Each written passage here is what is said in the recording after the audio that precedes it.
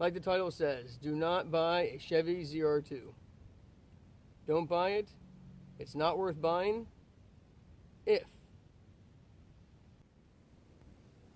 Don't buy it if you don't want to draw attention to yourself. Just got done with a trip down to Killeen, Texas. 1,500 miles, 22.5-hour drive. And it draws attention.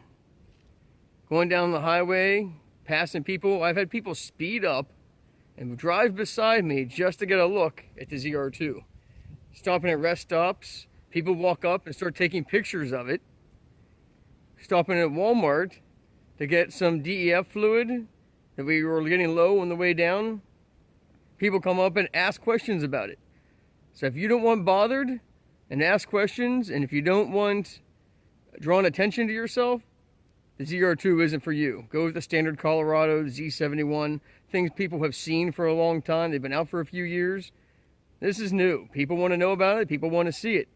So if you don't want the attention drawn to yourself, don't buy the ZR2. Also, do not buy the ZR2 if you don't want to plan on taking it off-road. Also, don't buy a ZR2 if you don't want to deal with maintenance, especially the Duramax. $20 to $30 for an oil filter. Quarts of oil are $7 to $10 a quart. Fuel filters will run you between $30 and $40. DEF fluid having to put in at $10 for every 2-gallon jug, and that's the Walmart brand.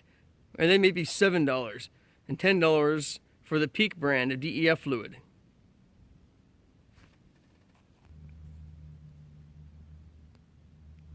And lastly, don't buy a ZR2 if you don't want to do upgrades. That's not good. Aluminum skid plates, they're not very good. They suck. Also, if you don't want to lose a little bit of paint, don't buy a ZR2. If you don't want to scratch up your rear shock mounts before you get skid plates on them, don't buy a ZR2.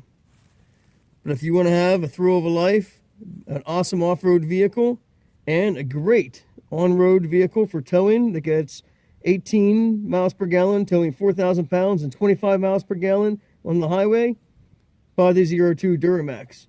You won't regret it. Thanks for watching, and always subscribe, hit that button down below. God bless.